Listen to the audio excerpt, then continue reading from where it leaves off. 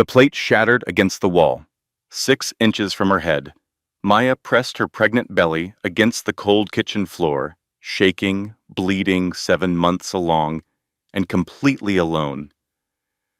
Her mother-in-law stood over her, smiling. Not a crazy smile, not an angry smile, a calm, satisfied Sunday morning smile. The same smile she wore to church every week. The same smile that got 47 likes on Facebook. "Clean it up," Gloria said. "And if you tell my son, I will make sure you never hold that baby." For 6 months, Maya lived in hell behind a white picket fence, starved, beaten, locked in a basement, her phone destroyed, her friends lied to, her husband manipulated into believing she was losing her mind. She had no money, no family, no way out. But here is what Gloria did not know. Maya was the daughter of a soldier, and soldiers do not surrender. Even when the battle looks impossible, they find a way. Maya found hers. And what happened next brought Gloria's perfect world crashing down in a way she never saw coming. But before that moment of justice, Maya had to survive 3 devastating betrayals that would push her closer to death than she had ever been. The third one came from the last person she expected. Stay until the end, because the final twist in this story left our entire team speechless. The lesson. This story carries one truth that every person needs to hear. Abuse does not always leave visible scars. Sometimes it hides behind a Bible, a smile, and a Facebook post. And the most dangerous prison is not one with bars. It is one where the world believes your captor is a saint. If this story helps even one person recognize the signs, speak up, or reach out for help, then every word was worth it. If this story moved you, do 3 things right now. Hit that like button so more people can find this video. Drop a comment and tell us where you are watching from and which moment hit you the hardest. And if you have not subscribed yet, join our family. We post stories like this every week. Stories that stay with you long after the video ends. Share this with someone who needs to hear it today. You never know whose life it might change. The front door of the perfect suburban home exploded inward. 6 armed officers poured through, weapons drawn, boots thundering against the hardwood floors. A woman in a floral dress stood in the living room, clutching a Bible to her chest, smiling sweetly as if she had been expecting company for a Sunday brunch. "Officers, there must be some mistake. I am just a grandmother, preparing for my grandchild's arrival." Her voice was honey, her eyes were poison. Upstairs, behind a locked door, reinforced with a deadbolt that had no business being on the inside of a home, a pregnant woman lay curled on the cold basement floor. Her lips were cracked. Her hands were bleeding. Her swollen belly rose and fell with shallow, desperate breaths. She whispered one word over and over, her voice barely louder than a prayer. "Please, please, please." But how did we get here? How did a pregnant wife end up imprisoned in her own home while her mother-in-law smiled for the cameras and quoted scripture? How did a woman who posted Bible verses on Facebook every morning become the monster hiding behind the cross? The answer is simpler and more terrifying than you might think. Because the most dangerous abusers do not look like monsters. They look like grandmothers. They look like church elders. They look like the sweet woman next door who always brings cookies to the neighborhood barbecue. And by the time you realize what they really are, it is already too late. Or is it? This is the story of Maya Adams Williams, a pregnant wife who was tortured daily by her mother-in-law, a woman who lost everything, her phone, her friends, her freedom, her hope, a woman who was told she was nothing, that no one would ever believe her, that she would never escape. She was wrong about that last part, but the road to freedom nearly killed her. Before we begin, take a moment to like this video Share it with someone who needs to hear this story, and subscribe to our channel. Tell us in the comments where you are watching from. Is it the United States? Canada? The United Kingdom? Jamaica? South Africa? Or somewhere else? We want to know. And stay until the very end, because the final twist in this story made our entire team gasp. Now let us go back to the beginning. 6 months before that door was kicked in, Maya Adams Williams was happy. Genuinely, completely, foolishly happy. She stood in the empty living room of the apartment she had shared with her husband Daniel for 2 years, watching the movers carry out the last of their furniture. Her hand rested on her belly, just barely showing at 3 months pregnant, and she felt that warm glow of a life falling perfectly into place. "That is the last box," Daniel said, wrapping his arms around her from behind, resting his chin on her shoulder. "Ready for the next chapter?" "Your mother's house," Maya said, and she tried to keep the hesitation out of her voice. She really did. Daniel turned her around gently, tilting her chin up so she had to look at him. He had those eyes, warm brown eyes that made her feel safe, that made her believe everything would be okay, even when her gut told her otherwise. "3 months," he said. "That is all, just until we save enough for the down payment on our own place. My mom lives alone in that big house since Dad died. She is lonely. She needs family around her." "I know, but I barely know her, Daniel. We have had dinner with her, what, 4 times? And she loved you every single time. She told me you were the best thing that ever happened to me. She is already buying baby clothes, Maya. She is thrilled." Maya wanted to argue. She wanted to say that something about Gloria Williams made her uneasy, that the woman smiled too wide and held eye contact too long, and that her compliments always felt like they were wrapped around something sharp.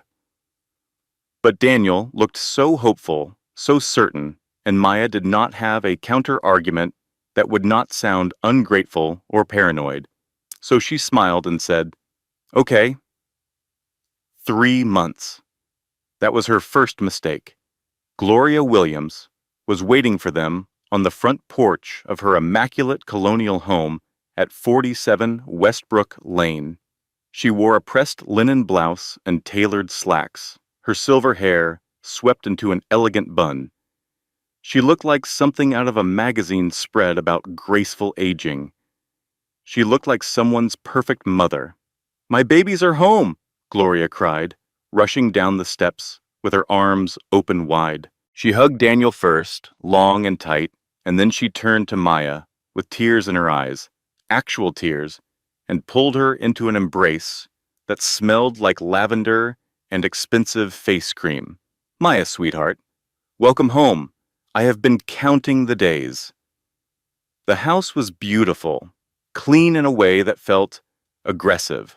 Every surface gleaming, every pillow perfectly placed.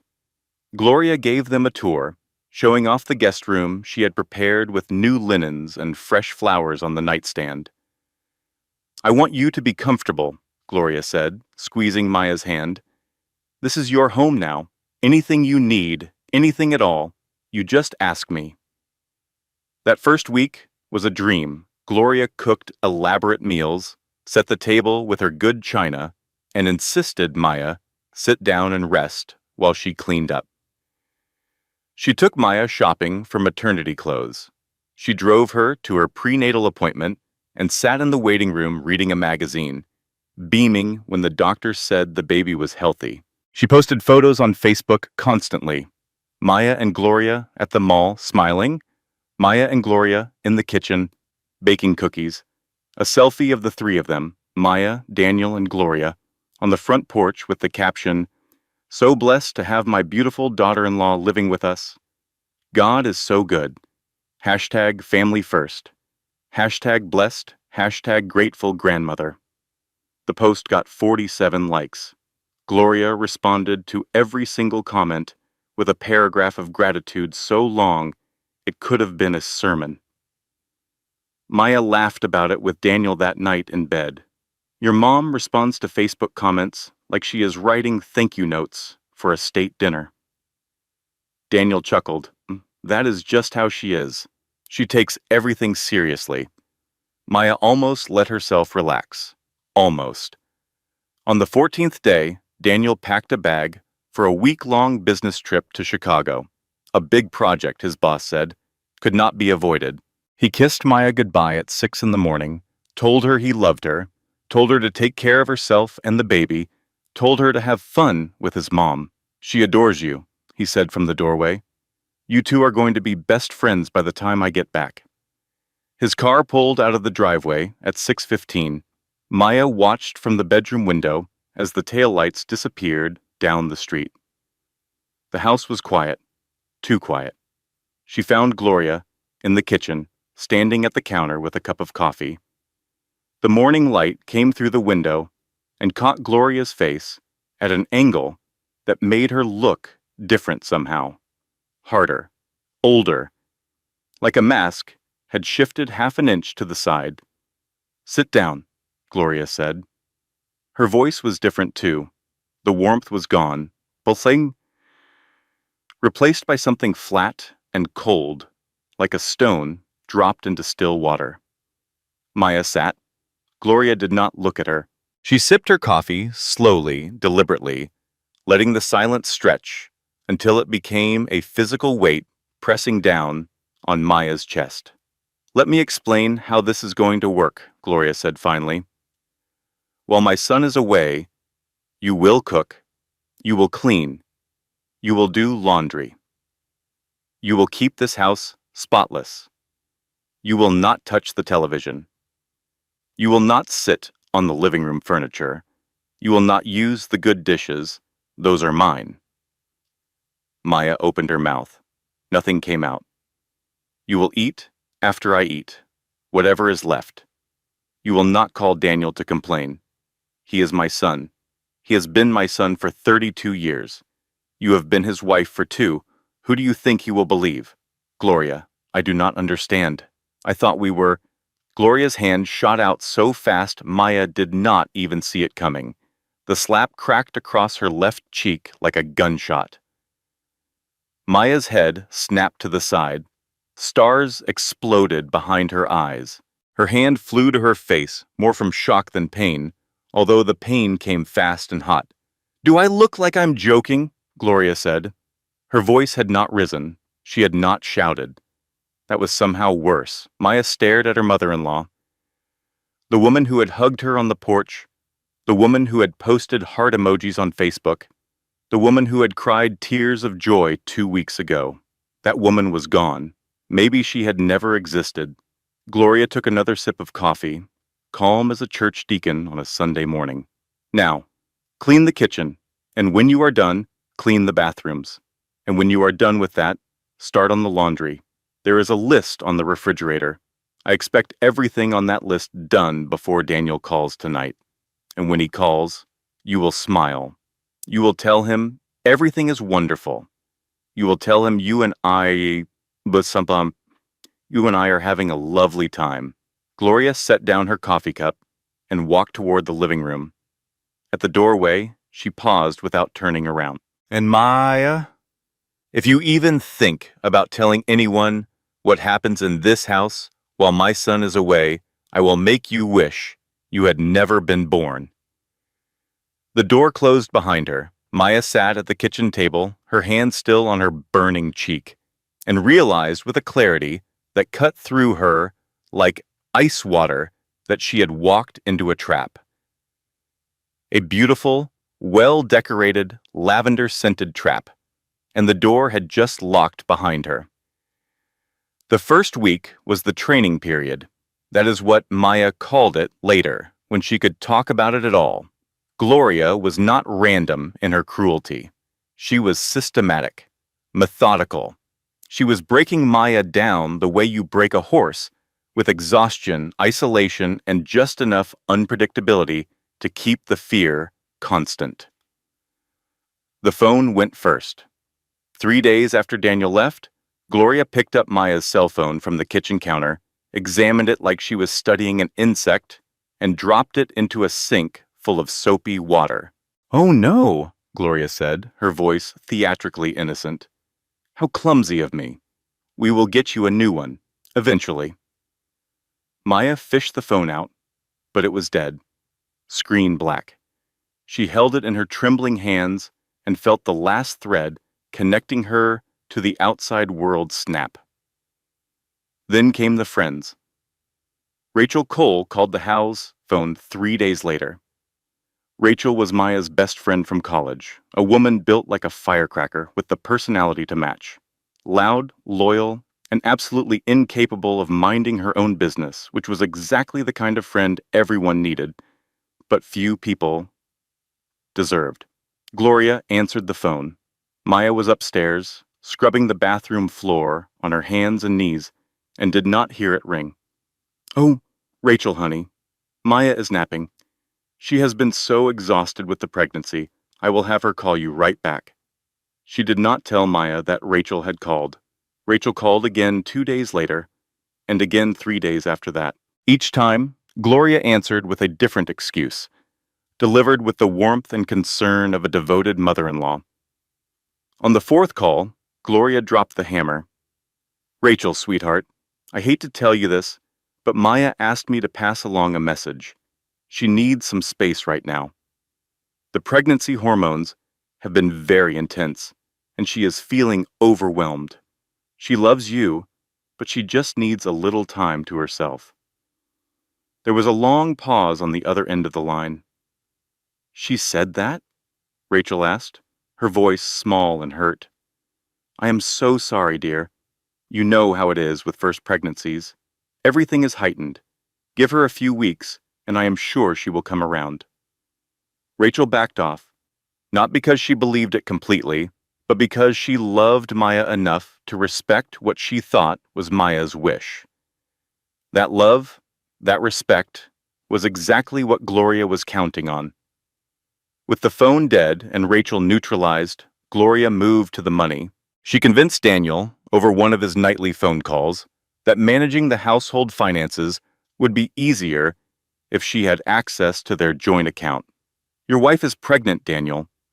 She should not be worrying about bills and groceries. Let me handle it while you are working so hard. Daniel, exhausted from 12-hour workdays and conditioned since childhood to never question his mother, agreed. Within a week, Gloria had reduced Maya's access to their joint account to almost nothing. Maya had exactly $0 she could call her own. The doctor's appointment stopped next. Maya had a prenatal checkup scheduled for Tuesday of the 3rd week. She reminded Gloria that morning. My appointment is at 2 o'clock. Could you drive me? Gloria did not look up from her newspaper. Cancel it. Cancel it?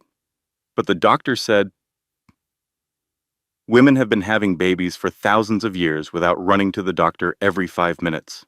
You are not special. You are not sick. You are pregnant. It is the most natural thing in the world. But Gloria, the baby needs to be monitored. The doctor said my blood pressure was... I said cancel it. Gloria's voice dropped to that flat, dangerous tone that Maya had learned to fear more than shouting. Unless you want to walk there, it is 7 miles, in this heat, with that belly. Maya did not go to her appointment.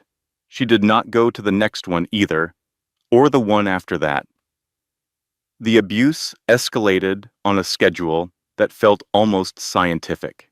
Week 1 was verbal, constant criticism, relentless comparison to other women Daniel could have married, whispered reminders that Maya was worthless, stupid, fat, a burden. Week 2 was starvation.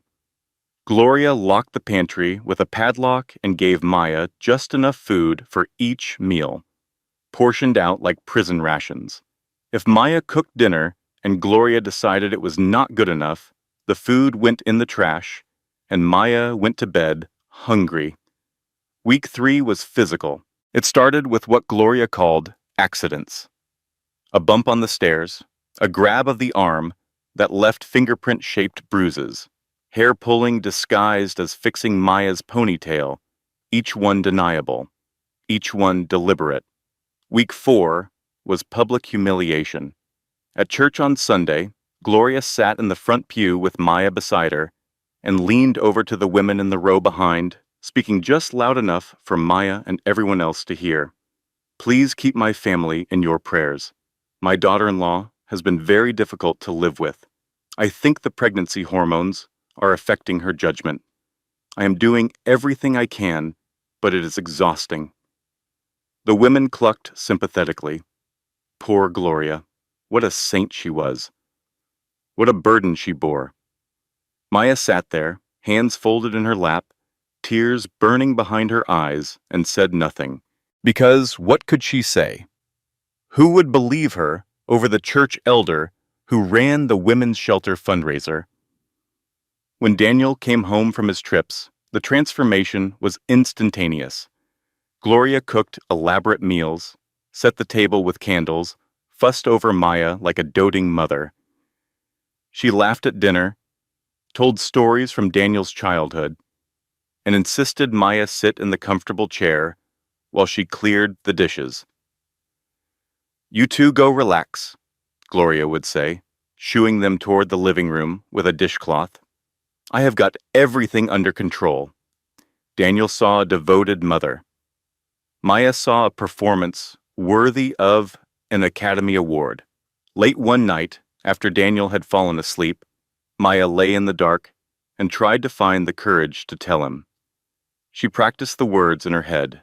Daniel, your mother is hurting me. Daniel, I am scared. Daniel, please believe me. She reached over and shook his shoulder gently. Daniel, I need to talk to you. He groaned, half asleep. What is it? Your mother. She gets upset sometimes when you are gone. Daniel rolled over, rubbing his eyes. What do you mean? She says things. She calls me names. She does not let me eat sometimes, and she grabbed my arm last week. Look. Maya pushed up her sleeve, revealing the bracelet of purple bruises on her wrist. Daniel looked at the bruises. He was silent for a long moment. Then he sighed, and the sigh carried the weight of a man who was exhausted and stressed and had absolutely no room left in his life for one more problem. Maya, that bruise could be from anything. You bruise easily. You always have. My mother raised me alone after my father died. She has been through a lot. She is not a young woman. Maybe you are being too sensitive. Daniel, I am not. She is a church elder, Maya. She runs the women's shelter fundraiser. She has been nothing but kind to you since we moved in. Everyone in this community loves her. Do you hear what you are saying? Maya's heart cracked. Not broke, not yet. Cracked, like ice that was still holding, but would not hold much longer. I have enough stress at work, Daniel continued, his voice sharpening with frustration. I need peace when I come home. Can you please just try to get along with her? For me? For the baby? Maya never brought it up again. The next morning, Gloria served Daniel breakfast in bed with a warm smile. As she set down the tray, she looked at Maya, standing in the doorway, and mouthed two words, so only Maya could see. I told you. Nobody noticed. That was the cruelest part.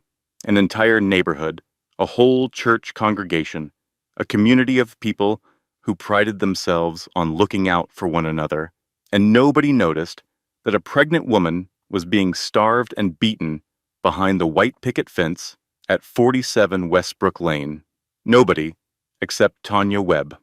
Tanya lived next door. She was 45, worked from home as a freelance bookkeeper, and had the kind of quiet, observant nature that most people mistook for shyness. She was not shy. She was simply paying attention while everyone else was performing. Tanya had noticed things about Gloria long before Maya moved in. She noticed that Gloria's smile never reached her eyes. She noticed that Gloria's late husband, Richard, had grown thinner and quieter in the years before his death. She noticed that after Richard's so-called accidental fall down the stairs, Gloria had redecorated the entire house within a month, as if she was erasing him. Now she noticed Maya. At first it was subtle. Maya stopped coming outside to tend the flower boxes on the front porch, the ones she had planted with such enthusiasm in her first week. The flowers died. Gloria did not replace them. Then Maya stopped appearing in the yard at all. Tanya only saw her through the kitchen window, always cleaning, always alone, always moving with the careful, hunched posture of someone expecting to be hit. Maya was losing weight. Rapidly, her face grew gaunt, even as her belly grew larger.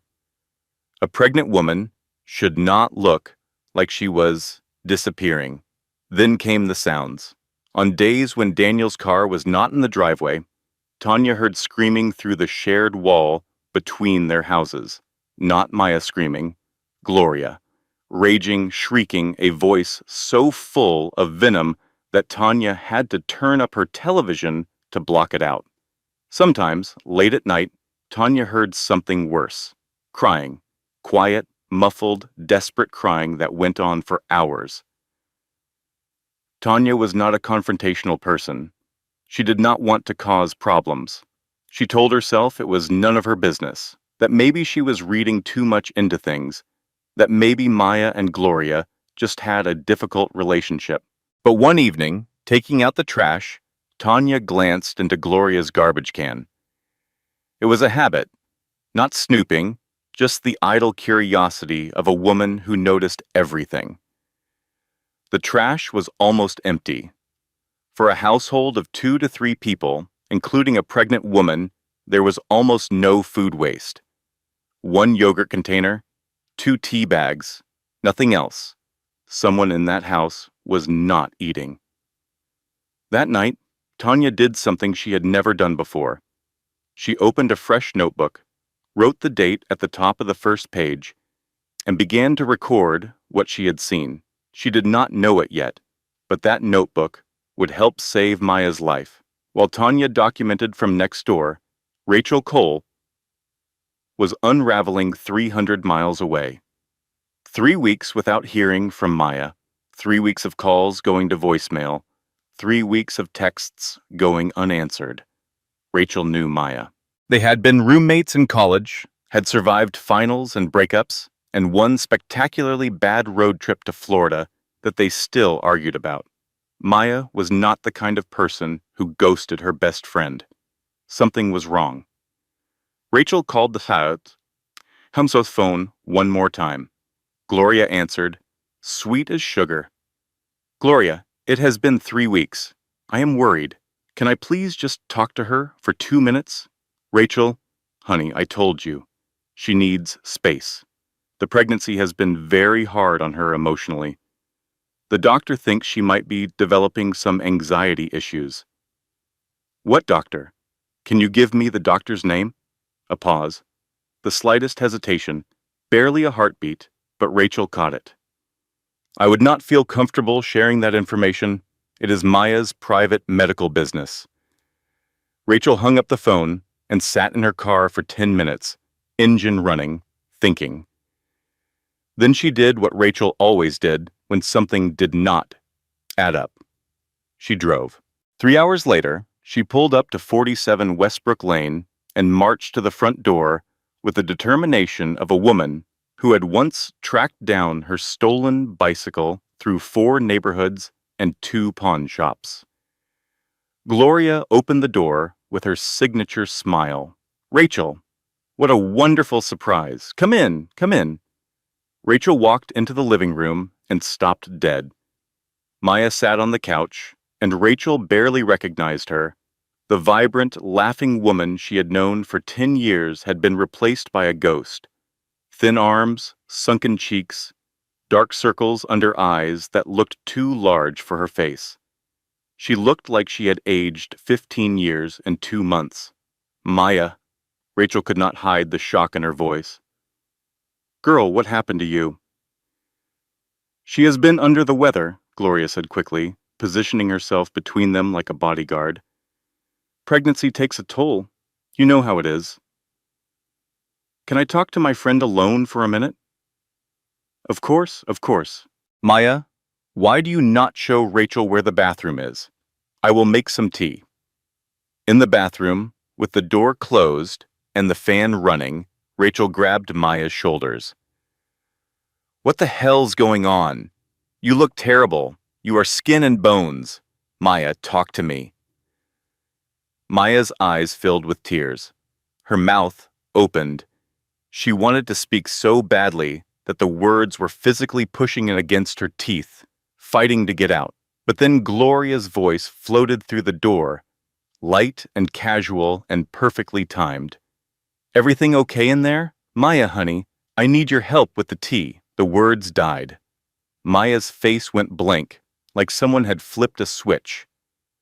I am fine, Rachel. Just tired. Pregnancy, you know. Rachel did not believe her, not for 1 second, but she could not force Maya to talk, not with Gloria 10 feet away, listening. She drove home that night with her hands gripping the steering wheel so hard her knuckles turned white, and a feeling in her gut that something was deeply, terribly wrong.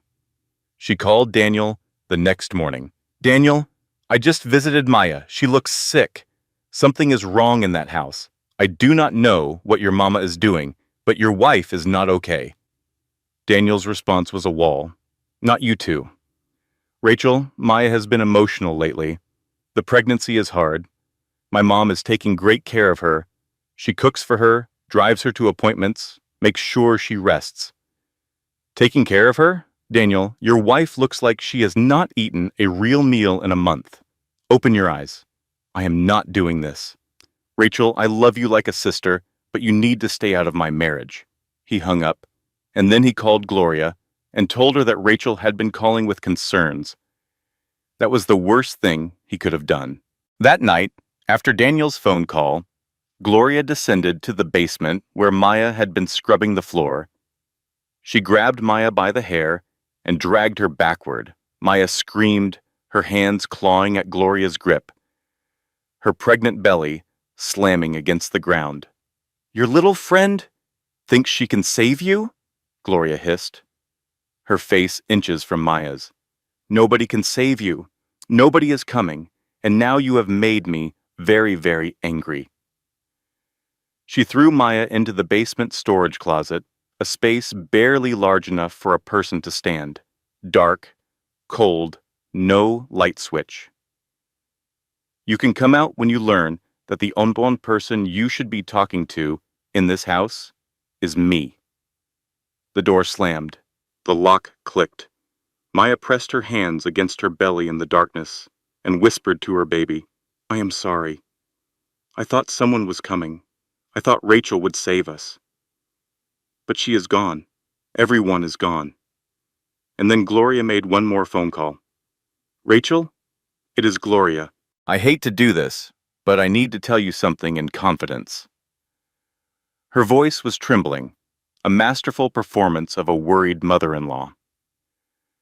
Maya has been struggling with her mental health. She has been saying terrible things, accusing me of hurting her, making wild claims. We are trying to get her help, but she refuses. I think the pregnancy has triggered something. On the other end of the line, Rachel went quiet. Please, just give her space. The stress of visitors is making it worse. I am doing everything I can. Rachel hung up, confused and shaken. Could Gloria be right? Could Maya really be having a breakdown? She had seemed so unlike herself, so thin and scared. Was that mental illness, or something else? Rachel sat with that question for days, paralyzed by doubt. And every day she hesitated was another day Maya spent trapped. Daniel came home on a Friday evening, 3 months into the nightmare. He was exhausted from a 60-hour work week, carrying his briefcase and a bouquet of flowers he had picked up at the gas station, a peace offering for Maya, though he was not entirely sure what he was making peace for. He opened the front door and called out, I am home! Gloria appeared from the kitchen, all smiles, wiping her hands on a dishcloth. The smell of roast chicken filled the house. The table was set with candles. Welcome home, baby, she said, hugging him. Maya is upstairs resting. She had a hard day. Daniel set down the flowers and went upstairs. He found Maya sitting on the edge of the bed, staring at the wall. She did not look up when he entered. Hey, I brought you flowers. Maya turned her head slowly. Her eyes were hollow. She looked at the flowers like she did not know what they were. Thank you, she said, and her voice was so small and flat that it made the hairs on Daniel's neck stand up. Something was wrong. He had been telling himself for weeks that everything was fine, that Maya was just emotional, that his mother was a good woman. But standing in that doorway, looking at his wife's empty eyes, he could not make himself believe it anymore. At dinner, he watched, really watched, the way Maya served Gloria's plate first, and then waited until Gloria began eating before serving herself. The way she flinched, barely perceptibly, when Gloria reached across the table for the salt. The way she sat rigid in her chair, barely eating, her eyes tracking Gloria's every movement like a rabbit watching a hawk. Delicious as always, Daniel said to his mother. Thank you, sweetheart. Maya helped. Did you not, dear?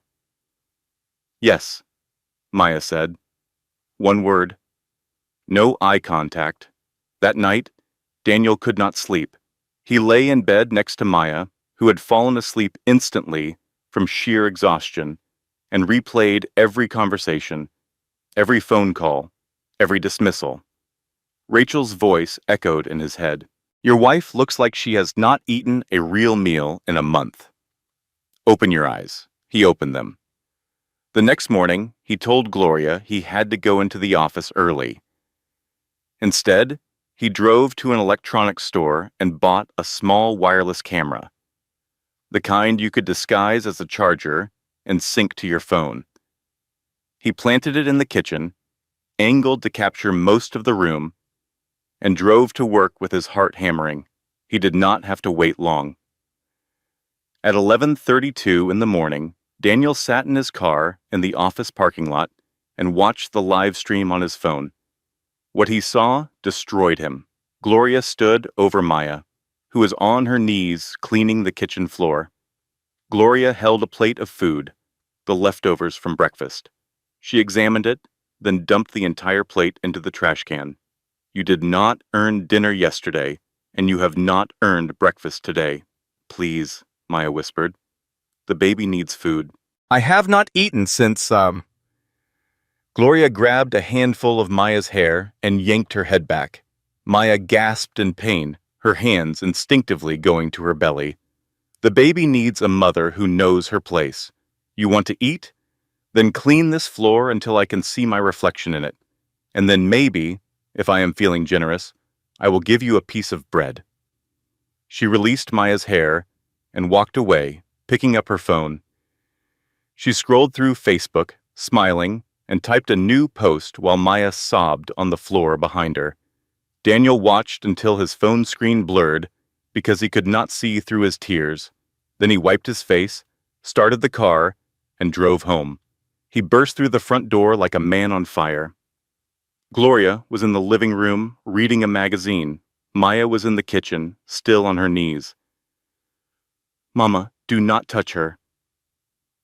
Gloria looked up, her reading glasses perched on her nose, the picture of elderly innocence. Touch who? Daniel, what are you talking about? I saw it. I saw what you did this morning. I have a camera in the kitchen. The words hung in the air like smoke. Maya appeared in the doorway behind Daniel, her eyes wide, her hand over her mouth. For one brilliant, shining moment, hope blazed across her face like sunrise. He knew, he finally knew, and he was going to save her. Gloria set down her magazine slowly.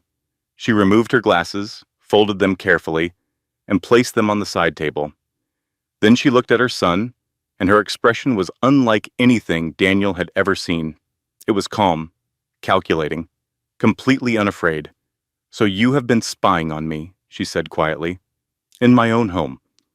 This is not your home. It is ours. And what I saw on that camera, what you saw was a stressed-out old woman trying to manage a household while her son works all day and his wife refuses to help. I raised my voice. I admit that. I am not perfect. But a camera, Daniel? You put a camera in my kitchen? I saw you pull her hair. I saw you take her food. You saw what you wanted to see, a 10-second clip with no context.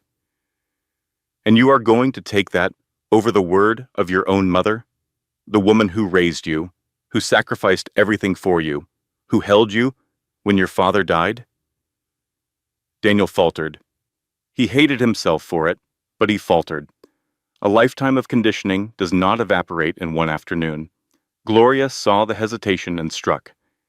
Since we are sharing secrets, she said, reaching for her phone with the casual confidence of a card player, laying down a royal flush, perhaps Maya should see what her husband has been doing at work. She turned the phone toward Daniel. On the screen were text messages, screenshots of a conversation between Daniel and his co-worker Jessica, except the messages had been altered. What were originally professional discussions about project deadlines now included flirtatious exchanges, suggestive comments, a "miss you" text with a heart emoji that Daniel had never sent. "Where did you get those?" Daniel breathed. "And these." Gloria swiped to a series of photos. Daniel and Jessica at what appeared to be a candlelit dinner, leaning close, laughing. In reality, it had been a team dinner with 8 people, but Gloria had cropped everyone else out. "Here's what is going to happen, Daniel." Gloria's voice was ice. "You are going to delete that camera footage. You are going to apologize to me, and you are going to remember that I am the only person in this house who has always been on your side." "Those are fake. I never." "Are they?" Because I wonder what Maya would think, in her fragile condition, 8 months pregnant, learning that her husband has been having an affair. What do you think that stress would do to the baby, Daniel? The room went silent. Maya stood frozen in the doorway, her eyes darting between husband and mother-in-law, hope flickering and dying on her face like a candle in a windstorm. Daniel deleted the footage. He deleted the footage, apologized to his mother, and went to bed without looking Maya in the eye. That night, after the house went dark, Gloria unlocked the kitchen door, where Maya sat at the table, unable to sleep, still waiting, still hoping. Gloria stood in the doorway, backlit by the hallway light. She smiled the way a cat smiles at a mouse that has stopped running. "He is not coming, sweetheart. He never was." She turned and walked up the stairs. Her footsteps were slow, deliberate, triumphant. Maya sat alone in the dark kitchen and felt the last light inside her go out. In the weeks that followed, Gloria escalated beyond anything Maya could have imagined. The restraint, the calculation, the careful cruelty that could be denied or explained away, all of it dropped. Gloria no longer cared about appearances inside the house. She had won. She knew it, and she wanted Maya to know it too. The basement became Maya's regular punishment cell. Cold concrete, no light, no blankets, sometimes for hours, sometimes for an entire day. Gloria would lock the door and turn up the television upstairs, gospel music, and game shows playing at full volume, loud enough to drown out any sound Maya might make. Maya was now 8.5 months pregnant. She had not seen a doctor in 4 months. She had not spoken to anyone outside the house in 3 months. She ate once a day, whatever scraps Gloria permitted, usually plain rice or stale bread. She had lost so much weight that the only part of her that seemed to be growing was her belly. A cruel contrast that made her look like she was being consumed by her own pregnancy. Daniel came and went like a ghost. He worked late, left early, avoided eye contact with Maya, and treated Gloria with a wary, guilty politeness that made Maya's stomach turn. He knew. He had seen the footage with his own eyes, and he had chosen his mother anyway. Or had he? Maya could not be sure. Daniel looked haunted. He moved through the house like a man sleepwalking through a nightmare he could not wake up from. Sometimes at night, Maya heard him pacing in the hallway, outside their bedroom, back and forth, as if he was trying to work up the courage to do something. He never did. One morning, Gloria woke Maya at 4 o'clock by pouring a glass of cold water on her face. Get up. The kitchen floor is filthy. Maya pulled herself off the mattress that Gloria had moved to a corner of the basement, a thin, stained thing that smelled like mildew. Her body ached everywhere. Her back was in constant pain. The baby was so heavy now that standing up felt like carrying a boulder strapped to her front. She climbed the stairs slowly, gripping the railing, breathing hard. Gloria watched from the top, arms crossed, expression bored. Hurry up! I do not have all day. In the kitchen, Maya picked up the mop and began to clean. The floor was not dirty. It never was. Gloria made her clean it anyway, sometimes 3 times a day, just to remind her who was in control. As she mopped, her eyes drifted to the window. The sun was just coming up, casting long shadows across the backyard. And in those shadows, near the fence that separated Gloria's property from Tanya Webb's, Maya thought she saw something move. A figure, standing still, watching. Maya blinked, and it was gone. She had been seeing things for weeks now. The hunger, the exhaustion, the constant stress, they were breaking down her mind as surely as they were breaking down her body. But somewhere in the fog, a small, stubborn spark refused to go out. Her father's voice, a memory so old it felt like it belonged to another lifetime. Never give up, Maya. Never surrender. Even when the battle seems lost, you keep fighting.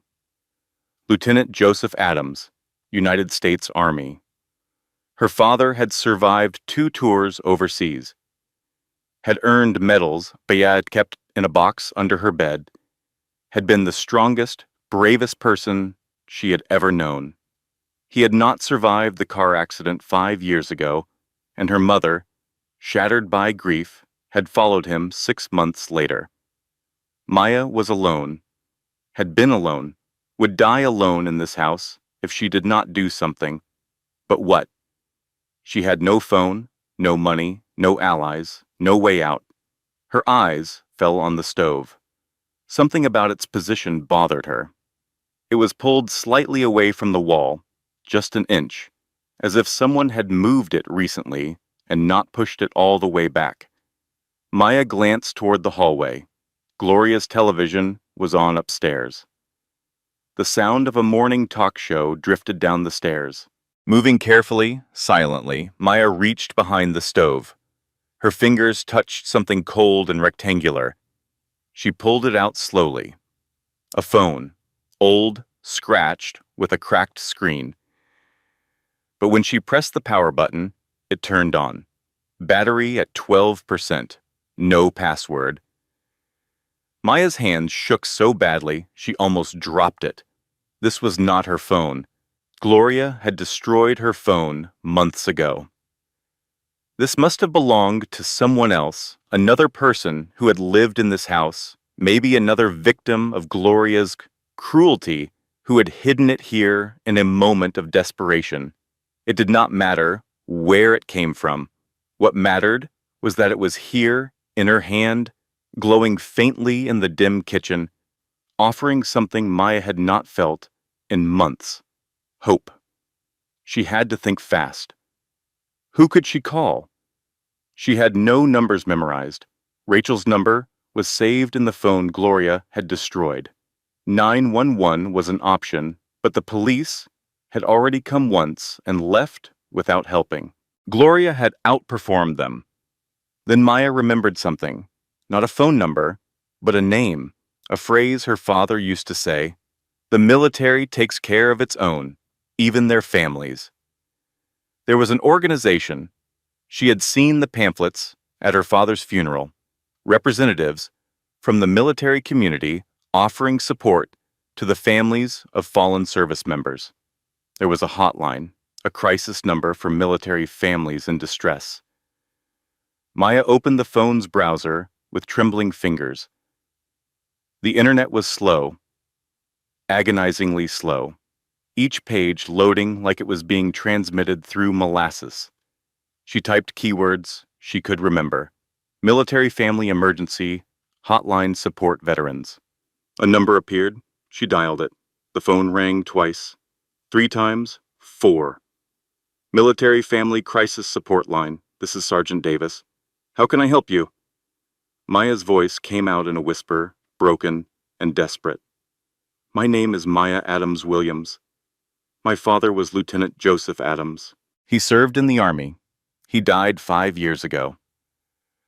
I am pregnant. I am being held and abused by my mother-in-law. I need help. Please, I need help. Ma'am, slow down. Can you give me your address? 47 Westbrook Lane. Please hurry. She is upstairs. If she finds me with this phone... Footsteps above. The television went quiet. Ma'am? Are you still there? Maya ended the call, deleted it from the log, turned off the phone, and shoved it back behind the stove. She grabbed the mop and began cleaning with frantic, mechanical strokes, her heart pounding so loud she was certain it could be heard throughout the entire house. Gloria appeared in the kitchen doorway. Her eyes swept the room like searchlights. Who are you talking to? No one. I was singing. To the baby. Gloria stared at her for a long, terrible moment. Then she turned and went back upstairs. Maya mopped the floor and prayed. She prayed harder than she had ever prayed in her life. 3 days passed. No sirens, no soldiers, no rescue. Maya did not know that the crisis line had logged her call, flagged it as high priority, and forwarded it to local authorities. She did not know that Detective Frank Morgan, a grizzled 55-year-old domestic violence specialist who had spent 25 years pulling women out of nightmares, had been assigned to her case. She knew nothing. She only knew that every hour that passed without help was another hour closer to the end. On the 4th day, Gloria locked her in the basement again. This time, it was for telling the baby a story out loud while cleaning. You think this is playtime? Gloria hissed. You think you are on vacation? Get downstairs. You can come out when I say you can come out. The basement was worse in winter. The concrete floor sucked the heat out of Maya's body. She curled up on the thin mattress, wrapped her arms around her belly, and shivered. The baby had been less active lately. Where there used to be enthusiastic kicks and rolls, now there were weak flutters that came less and less frequently. Maya knew this was bad. She knew, somewhere in the part of her brain that still functioned clearly, that her baby was in danger. Hours passed. 6, 8, 10. The basement was completely dark. No windows, no light switch that worked, nothing but blackness and cold and the distant sound of Gloria's television. Then she heard something, knocking, not on the basement door, on the front door of the house. Loud, authoritative knocking. Mrs. Williams? This is the police. We would like to speak with you. Maya's heart exploded. She scrambled to her feet, opened her mouth to scream, but Gloria's voice cut through the house like a blade. One moment, officers. Let me put on my robe. Maya heard Gloria's footsteps cross the ceiling above her, moving toward the basement stairs. The door opened. Gloria's silhouette appeared at the top of the steps. The police are here, Gloria whispered. Her voice was calm, terrifyingly calm. Because of your little phone stunt, I am guessing. Maya's blood froze. Here is what is going to happen. You are going to come upstairs. You are going to look presentable, and you are going to tell those officers that you are fine. Because if you do not, I have a letter from Dr. Harold Webb, a licensed psychiatrist and a dear friend from church, stating that you suffer from pregnancy-related psychotic disorder. delusions, paranoia, hallucinations. That is not true. Of course it is not true, but it is on paper with a doctor's signature. And if those officers hear you ranting about being tortured by a 62-year-old church elder in a house that looks like a magazine cover, who do you think they will believe?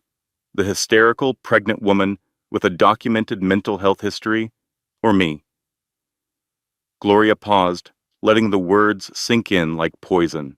And here's the part you should really pay attention to, Maya. If they believe the diagnosis, they will flag you as a danger to your unborn child. The state can take your baby the moment it is born. You will never hold your daughter. Is that what you want? Maya could not breathe.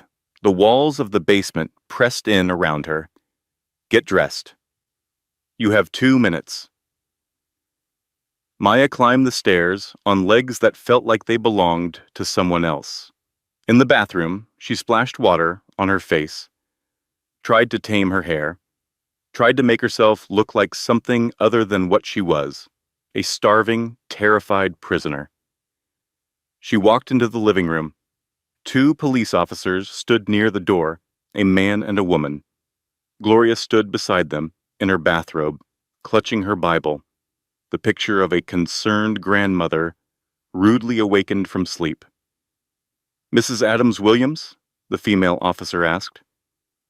"We received a report about a possible domestic disturbance at this address." "Are you okay?" Maya looked at the officers. She looked at Gloria. Gloria's hand rested casually on her Bible, but her eyes burned with a message clear as glass. Say the wrong thing, and you lose everything. "I am fine," Maya heard herself say. "Just tired. The pregnancy has been hard." The officer studied her face. "Ma'am, you look underweight. Have you been seeing a doctor?"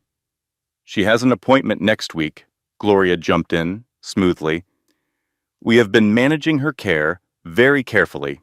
She is a high-risk pregnancy, which has caused quite a bit of stress and confusion." The officers exchanged a glance. Maya could see them weighing what they saw.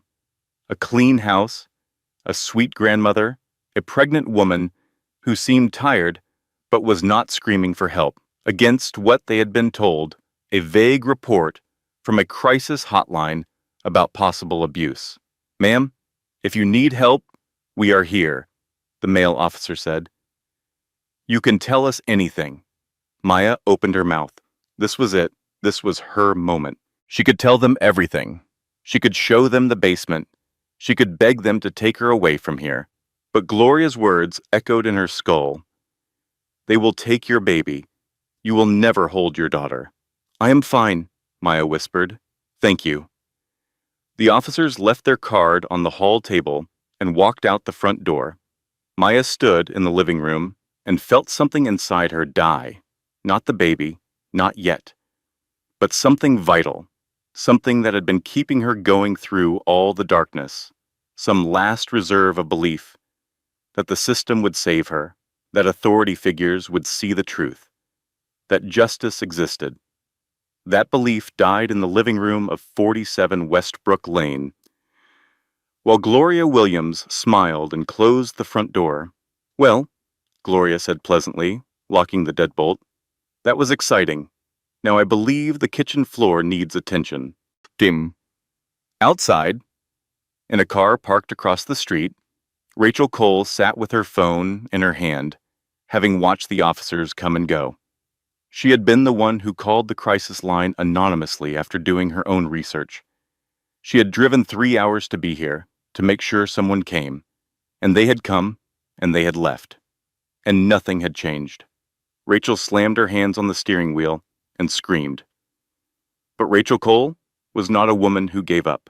She had tracked down a stolen bicycle through 4 neighborhoods and 2 pawn shops. She had argued her way into graduate school after being rejected twice. She had once driven through a hurricane to be at Maya's side when her mother died. She was not done, not even close. The next 72 hours broke Maya completely. Not one event, not one act of cruelty, but 3, coming one after another like waves designed to hold her under until she stopped fighting for air. The first catastrophe began the morning after the failed police visit. Maya woke on the basement floor to the worst pain she had ever felt. A contraction, deep and powerful, clenching her entire abdomen like a fist. She was 8.5 months pregnant.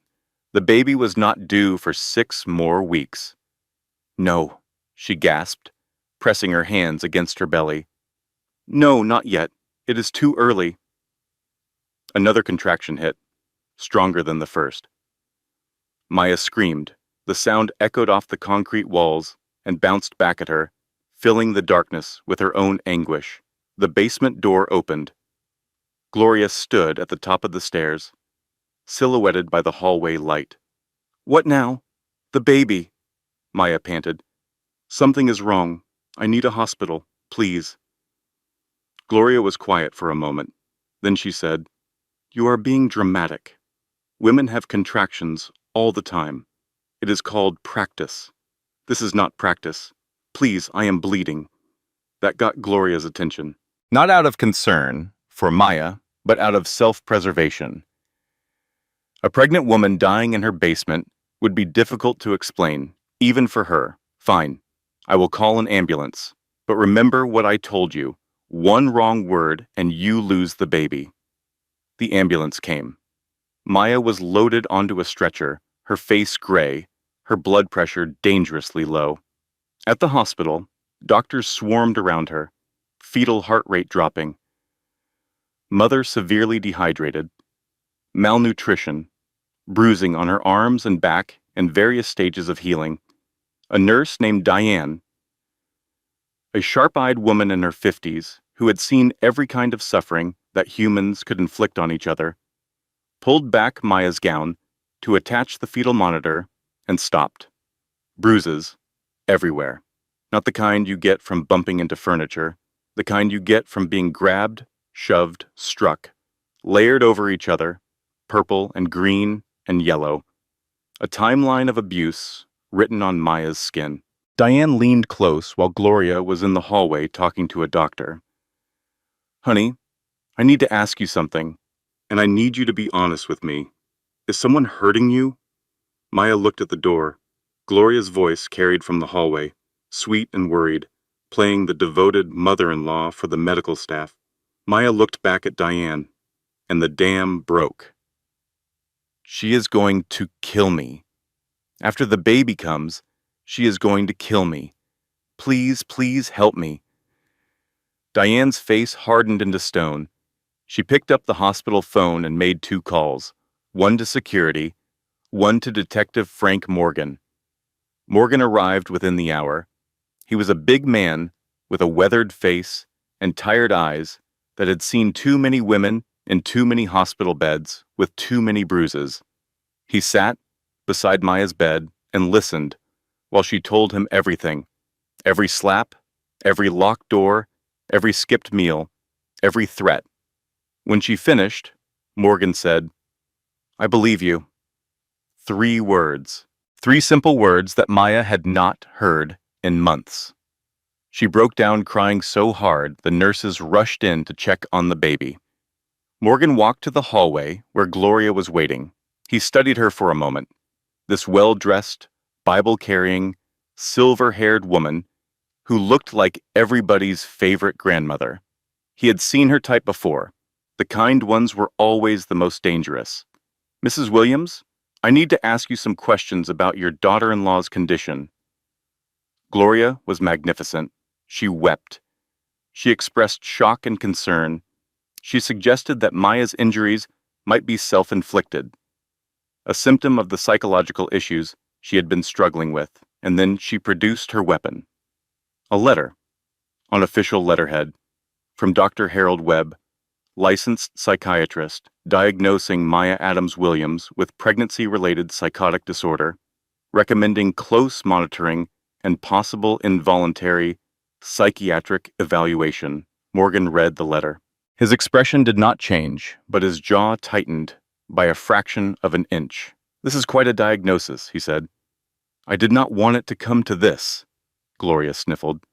I have been trying to protect her, to protect the baby. She needs help, detective. Professional help.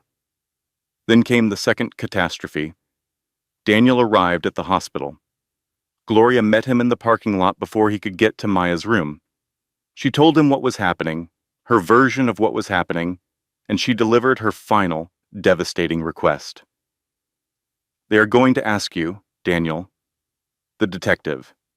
He is going to ask you about Maya's behavior, and you need to tell him the truth. She has been making wild accusations. She has been unstable. The doctor's letter confirms it. Mom, I do not know if... Daniel.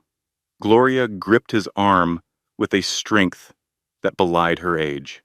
If you do not back me up, they will investigate me. They will find the camera footage. And if they start digging, they will dig into everything. Everything, Daniel. Do you understand me? The threat was clear. Gloria had secrets that could destroy them all. Daniel walked into Maya's hospital room like a man walking to his own execution. Detective Morgan was there. Gloria was there. Maya was in bed, hooked up to monitors, her eyes full of hope when she saw her husband. Daniel, she breathed, tell him what she did to me. Morgan looked at Daniel. Mr. Williams, your wife has made some serious allegations. Can you describe your mother's behavior toward Maya? The room held its breath. Daniel looked at Maya. He looked at his mother. He looked at the detective. And the words that came out of his mouth sent Maya into a spiral of despair, so deep she could feel the earth closing over her head. She has been saying things about my mom, things that do not make sense. I did not want to believe it, but maybe she does need help. Maya stared at her husband, the man she had loved, the man she had married, the man she had believed would protect her. Daniel, no. You saw the camera. You know what she did. Maya, please, you need to rest. You saw it? Gloria placed a gentle hand on Daniel's shoulder. This is what I was telling you about, sweetheart. The paranoia, the aggression. The third catastrophe struck before Maya could argue further. Based on Daniel's statement and the psychiatric evaluation letter, the hospital initiated a 72-hour psychiatric hold evaluation. If Maya was deemed a risk to herself or the baby, she could be held involuntarily. And once the baby was born, Gloria could petition for emergency custody. Maya lay in her hospital bed, strapped to monitors she could not remove, staring at the ceiling, and finally understood Gloria's endgame. Gloria did not want Maya. She had never wanted Maya. She wanted the baby, a grandchild she could control, mold, and raise in her own image, the way she had raised Daniel. Maya was just the vessel. Once the baby was delivered, Maya was disposable. The room was quiet now. Daniel had left, unable to look at her. Gloria had gone home to rest. The nurses checked on her every hour, more to evaluate her mental state than to monitor the baby. Maya placed both hands on her belly. The baby moved weakly. Grace, Maya whispered. I am going to call you Grace, because that is what I need right now. I do not have a phone. I do not have a friend. I do not have a husband who believes me. All I have is you, and I swear, on my father's grave, she will not take you from me. I do not know how yet, but I swear it. 280 miles away, Rachel Cole sat cross-legged on her apartment floor, surrounded by printouts, screenshots, and sticky notes, looking like a conspiracy theorist in a crime drama. She had not slept in 2 days. After watching the police come and go from Gloria's house without result, something had shifted inside her. The guilt of backing off, of believing Gloria's story about Maya needing space, of not acting sooner, it had transformed into a white-hot determination that bordered on obsession. Rachel had spent 48 hours doing what Rachel did best, refusing to accept no for an answer. She started with Maya's old college friends, She called every one of them. 6 women, all with the same story.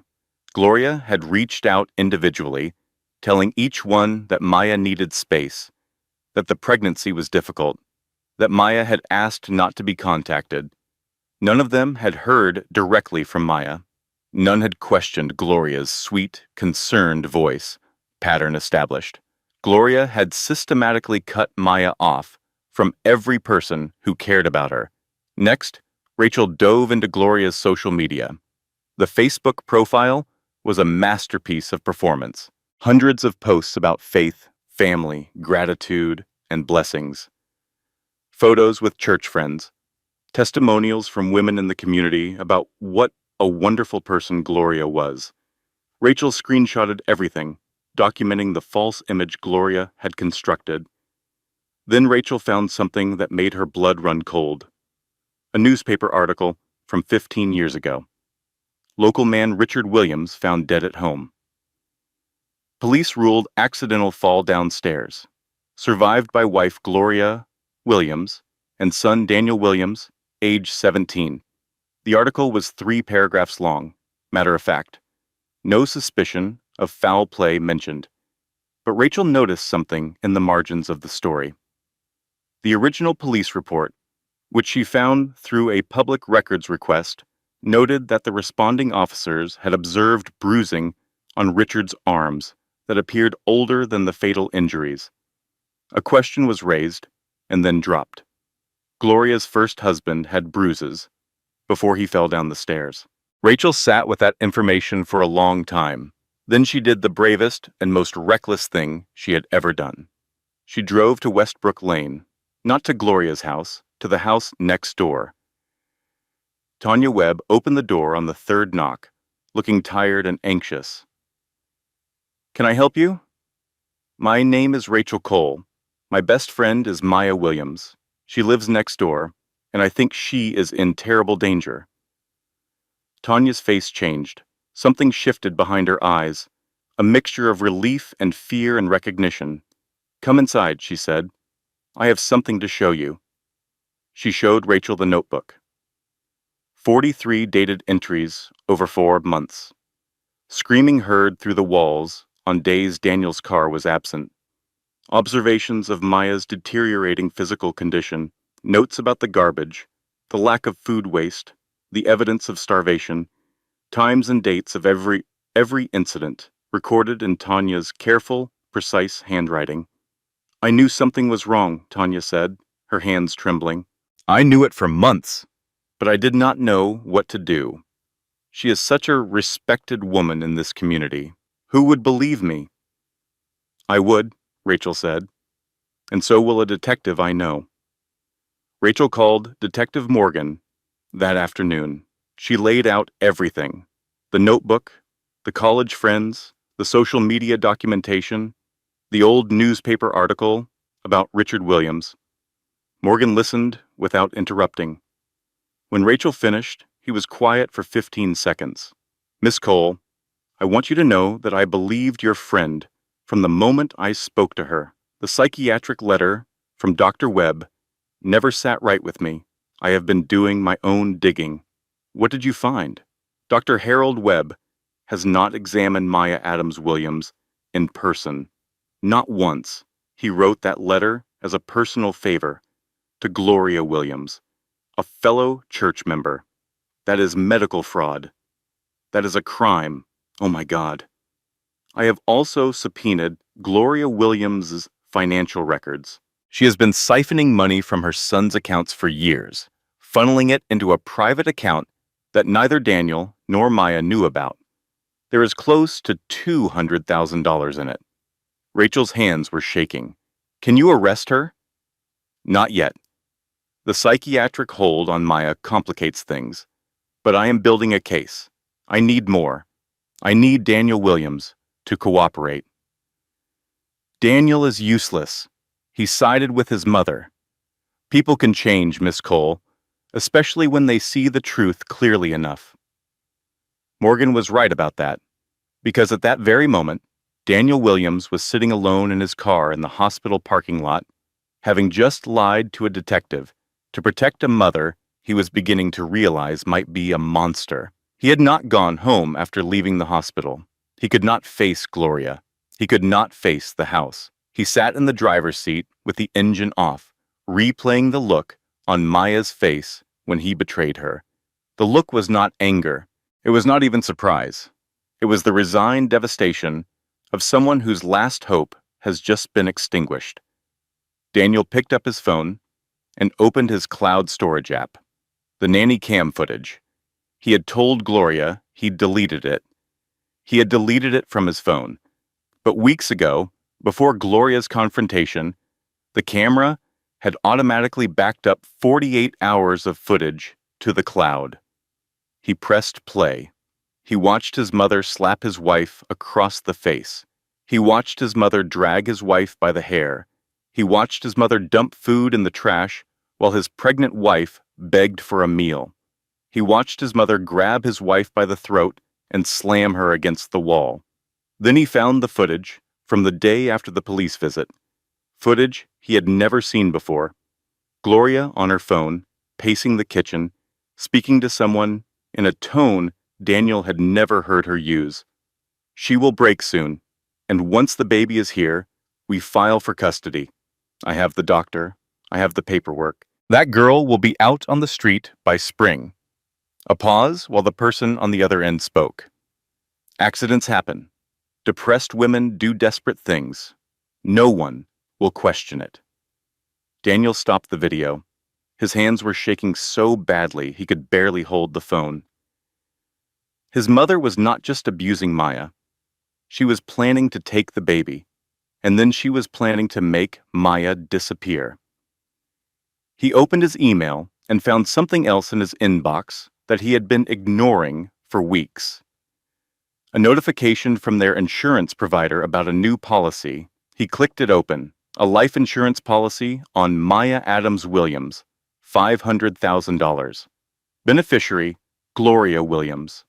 Gloria had taken out a life insurance policy on Maya 3 months ago.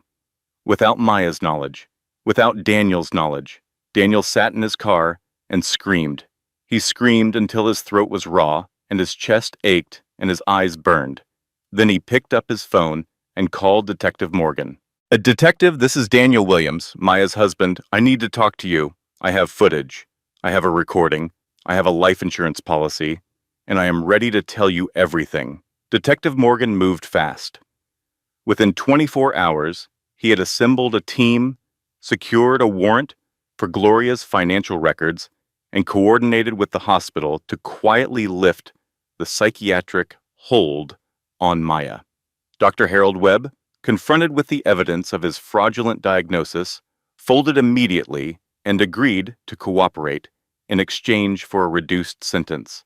But Morgan wanted more than financial fraud charges.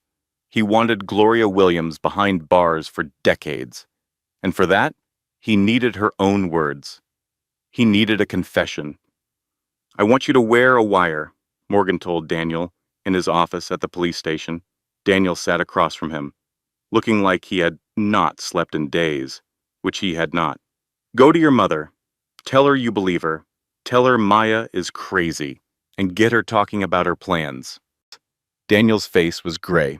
You want me to betray my mother. Your mother is planning to murder your wife and steal your child. I want you to save them. Daniel closed his eyes. When he opened them, something had changed. The confusion, the guilt, the paralysis of a man caught between the woman who raised him and the woman he loved, all of it burned away, replaced by a cold, clear resolve. Tell me exactly what to do. The next evening, Daniel drove to 47 Westbrook Lane. He had a wireless microphone taped to his chest under his shirt. Connected to a receiver in an unmarked van parked 2 blocks away, where Morgan and 2 audio technicians monitored every word. Gloria was in the kitchen when he arrived.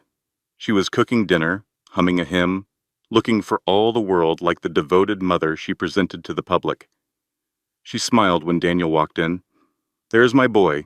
Are you hungry? Mom, we need to talk.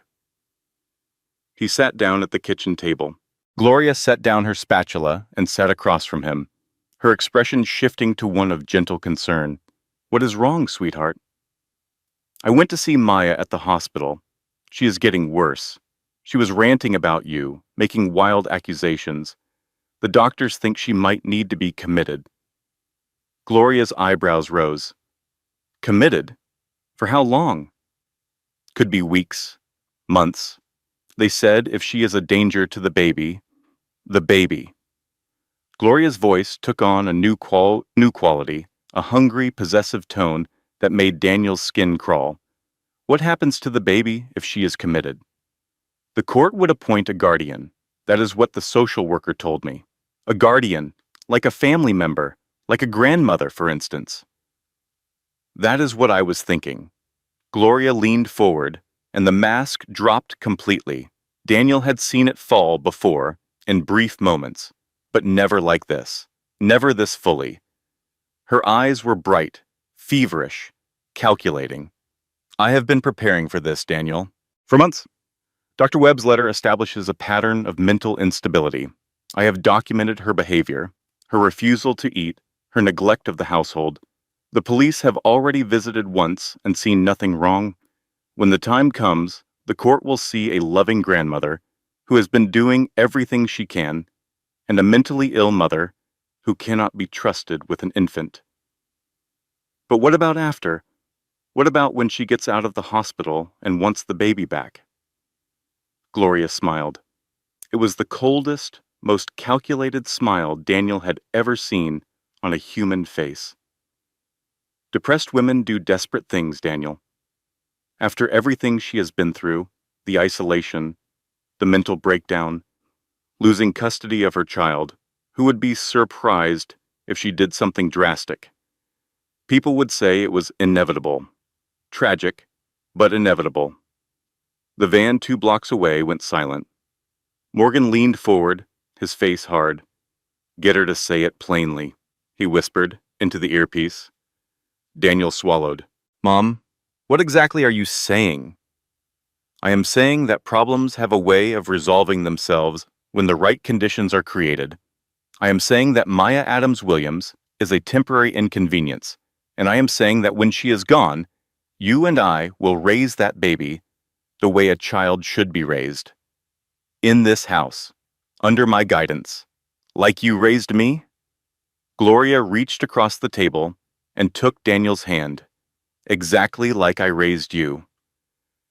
Daniel looked at his mother's hand on his, the same hand that had slapped Maya across the face, the same hand that had dragged her by the hair, the same hand that had locked her in a cold, dark basement while she was pregnant and starving. "Just like you raised Dad?" Daniel said quietly. The room went still. "What did you say?" Gloria whispered. "Dad. Just like you raised him, except you did not raise him, did you? You controlled him. You broke him. And when he tried to leave you, when he said he was taking me and going to his sister's house in Michigan, he fell down the stairs. He was drunk. Dad did not drink. Not ever. I was 10 years old, Mom. But I remember. I remember the fighting. I remember the bruises on his arms. I remember the night he told me to pack a bag because we were leaving, and I remember waking up to sirens." Gloria's face went through a transformation that the audio technicians in the van later described as the most disturbing thing they had ever heard, translated through sound alone. Her voice shifted from motherly warmth to something ancient and reptilian. "You ungrateful little bow. It is over, Mom. Nothing is over. I made you. Everything you are, everything you have, I built. And you dare... I have footage from the kitchen camera. I backed it up before you made me delete it. Every slap, every time you starved her, every threat. And I have this conversation. Right now. Recorded." Gloria's face drained of color. "You are wearing a wire." "I am wearing a wire." For 5 seconds, Gloria Williams was completely silent. Then she lunged across the table, not at Daniel, but toward the stove. Her hand closed around a knife from the butcher block. She spun with a speed that defied her age, blade extended, eyes wild. You traitorous, ungrateful, worthless. The kitchen door burst open. Detective Morgan came through first, weapon drawn, followed by 4 officers. The room was filled with shouts and commands and the sound of boots on hardwood. Drop the knife! Drop it now! Gloria did not drop it. She held it up, pointed at Daniel, her face twisted into something that no longer resembled a human expression. I gave you everything. I sacrificed my life for you. You sacrificed Dad? You almost sacrificed Maya. It is over, Mom. Mrs. Williams, this is your last warning. Drop the weapon. Gloria looked at her son, at the police, at the knife in her hand, and for one terrible moment, it seemed like she might use it. Not on Daniel. On herself. The final manipulation. The ultimate guilt. But Detective Morgan had seen that move before. He nodded to the officer on his left, who moved in from the side, and disarmed Gloria, in one swift, practiced motion. The handcuffs clicked around her wrists. Gloria screamed, not words, just sound. Raw animal fury pouring out of a woman who had spent decades controlling everything and everyone around her, and had finally, irrevocably, lost that control. Gloria Williams, you are under arrest for assault, false imprisonment, coercive control, financial fraud, conspiracy to commit murder, and suspicion of murder in the death of Richard Williams. As they led her through the front door, the neighborhood was watching. Porch lights on, faces in windows. Tanya Webb stood on her front lawn, notebook in hand, watching the woman she had documented for months being put into the back of a police car. Pastor James Butler was there too, standing on the sidewalk in his overcoat, having been called by Morgan as a courtesy. Gloria saw him and screamed, "James, tell them who I am. Tell them I am innocent." The pastor's face was stone. "Gloria, I listened to the detective's evidence, and then I went back and looked at the church's financial records, the Women's Shelter Fund, the one you managed, $47,000 missing over 5 years, from a fund for abused women." He turned and walked away without another word. Gloria Williams was loaded into the patrol car. The door slammed, the engine started, and 47 Westbrook Lane, the perfect suburban home with the immaculate kitchen and the pristine white fence, fell silent for the first time in months. The trial lasted 3 weeks. The evidence was overwhelming and merciless. Daniel's nanny cam footage was played for the jury. 12 people watched in silence as a 62-year-old woman slapped, kicked, starved, and psychologically tortured her pregnant daughter-in-law.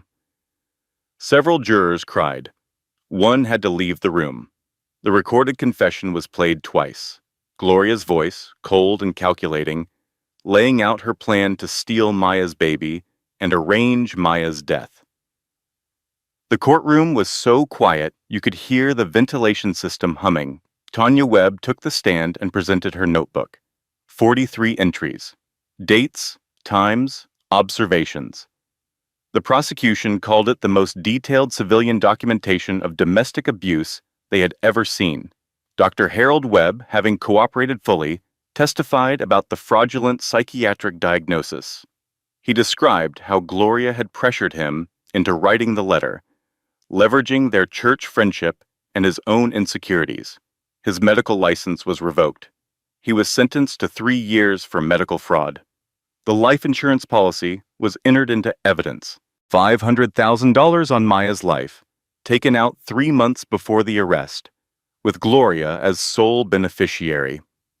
The jury foreman later told reporters that the life insurance policy was the moment every member of the jury decided Gloria Williams was guilty. The cold case investigation into Richard Williams's death produced new forensic evidence. Bruise patterns on his body, preserved in the original autopsy photos, were consistent with being pushed from behind, not falling forward. A forensic pathologist testified that the injuries were inconsistent with an accidental fall. Gloria was charged with second-degree murder in her husband's death.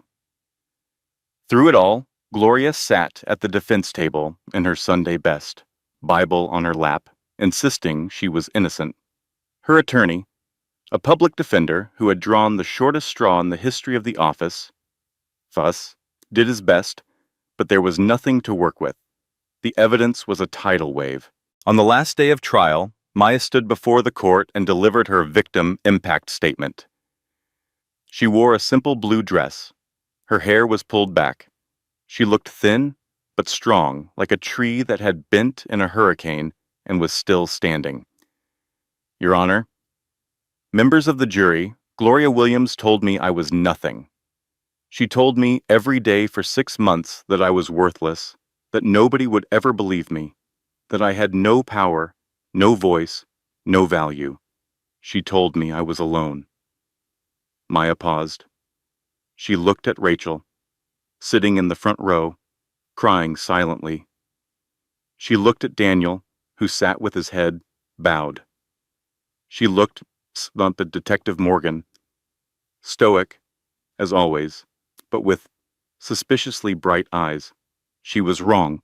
I was never alone, even when I thought I was, because there were people watching, people who cared, people who refused to look away even when it was easier. A best friend who drove 300 miles on a feeling, a neighbor who kept a notebook, a detective who believed me when nobody else did, a nurse who asked the right question at the right time. Maya's voice grew stronger. I am not standing here because I am brave. I am standing here because I survived, and surviving is enough. Surviving is everything, because as long as you survive, you get another chance to fight, another chance to speak, another chance to be heard. She looked directly at Gloria. You tried to break me. You tried to take my voice, my freedom, my baby, my life, and you almost succeeded. But almost is not enough, Gloria. Almost means I am still here, and I am going to spend the rest of my life making sure that no woman ever feels as alone as you made me feel. The courtroom erupted in applause. The judge did not stop it. The jury deliberated for 4 hours, guilty on all counts. Gloria Williams was sentenced to 25 years in federal prison without the possibility of parole. On the murder charge related to Richard Williams' death, an additional 15 years was added to run consecutively. Gloria would die in prison. As the bailiffs led her away, Gloria turned to look at Maya one final time. For a brief, flickering moment, something crossed her face. Not remorse. Gloria was not capable of remorse, but recognition, perhaps. An acknowledgement that she had underestimated the quiet, scared woman she had tried to destroy. Then the courtroom door closed, and Gloria Williams disappeared from Maya's life forever. In the weeks that followed, the pieces fell into place one by one. The money Gloria had stolen from Daniel's accounts was recovered. The $47,000 embezzled from the church's women's shelter fund was returned. The shelter itself was renamed in a small ceremony attended by the congregation and local veterans. They called it the Lieutenant Joseph Adams Safe Haven, a shelter for abused women and their children, named after a soldier who had taught his daughter to never surrender. Maya cried at the ceremony, not from sadness, from pride. Grace was born 3 weeks after the trial ended, on a quiet Tuesday morning in a hospital room filled with flowers. Rachel was there, holding Maya's hand through every contraction, making inappropriate jokes that made Maya laugh between the waves of pain. Girl, I drove 300 miles and staked out your mother-in-law's house like a detective in a bad movie. The least you can do is let me be in the delivery room. You are the worst, Maya gasped between contractions. I am the best, and you know it. Daniel was there too. He had not missed a single appointment, a single class, a single moment since the night he wore the wire. He and Maya were in therapy, both couples and individual. It was slow, painful work. Some days Maya could barely look at him. Some days he could barely look at himself. But he showed up. Every day he showed up. And slowly, carefully, they were rebuilding something from the rubble. Grace entered the world at 6:47 in the morning, screaming with the full force of her tiny lungs. She was small, but healthy, with her mother's eyes and her father's stubbornness, and a grip strength that made the nurses laugh. Rachel held her first and immediately burst into tears. She has got your face, Maya, and based on those lungs, she has got my personality. This kid is going to be trouble. In the days and weeks and months that followed, Maya healed. Not completely, maybe not ever completely. Some nights she still woke up gasping, certain she could hear Gloria's footsteps on the stairs. Some days a slammed door, or a raised voice sent her heart racing. The scars, visible and invisible, would be with her forever. But she was alive. Grace was alive. And every morning, when Maya held her daughter and watched the sun come through the window of their small house, the house she had bought with the recovered money and furnished with help from Rachel and Tanya and the church community that had finally opened its eyes, she felt something that Gloria had tried to kill and failed: hope. 1 year after Gloria's sentencing, Maya received a letter. Not from Gloria, from a stranger. A woman named Jennifer, from a town 2 states over, who had seen the news coverage of the trial and recognized her own story in Maya's words. I have been living with my mother-in-law for 3 years. She does everything you described. Nobody believes me. My husband thinks I am crazy. I do not know what to do. I do not know who to call. But when I heard what you said in court, when you said that surviving is enough, I thought maybe I could survive too. Can you help me? Maya read the letter 3 times. Then she picked up the phone and called Rachel. I want to start something. A group. A place where women, like Jennifer, like me, can come and be believed. Where they can hear someone say you are not crazy and you are not alone and there is a way out. About time, Rachel said. I have been waiting for you to say that. I already found us an office space. Of course you did.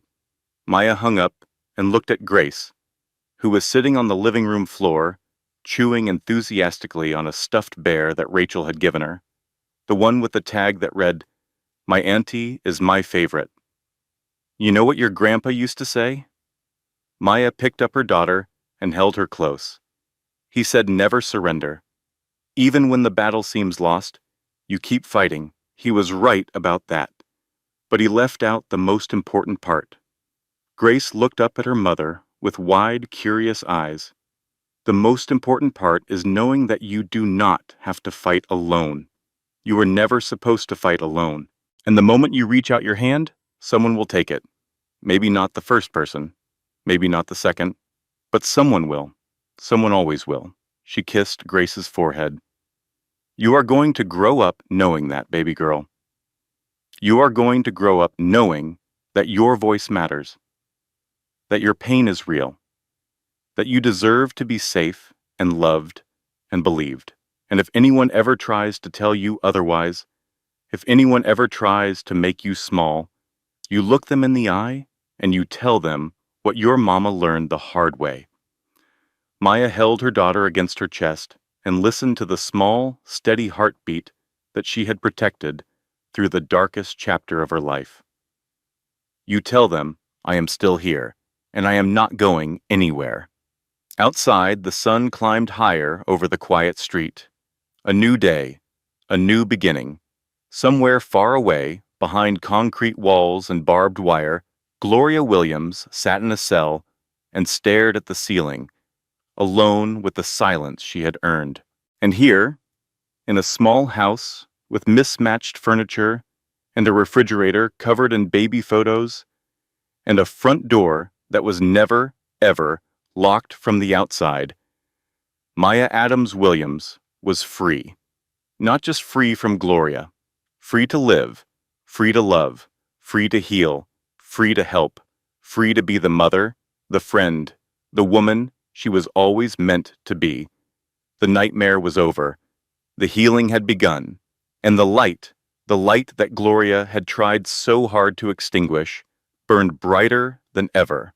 If this story touched your heart, share it with someone who needs to hear it. And remember, the National Domestic Violence Hotline is 1-800-799-7233. You are not alone. You are not nothing. You are worth fighting for. Thank you for watching. Tell us in the comments which part of the story moved you the most. Like, share, and subscribe. And we will see you in the next video. This content was carefully researched, developed, and manually edited by our team to deliver meaningful stories with real emotional impact and genuine life lessons. Every character, every scene, and every twist was crafted with purpose to entertain, to educate, and to remind you that no matter how dark things get, there is always a way forward. Thank you for watching, and we will see you in the next story.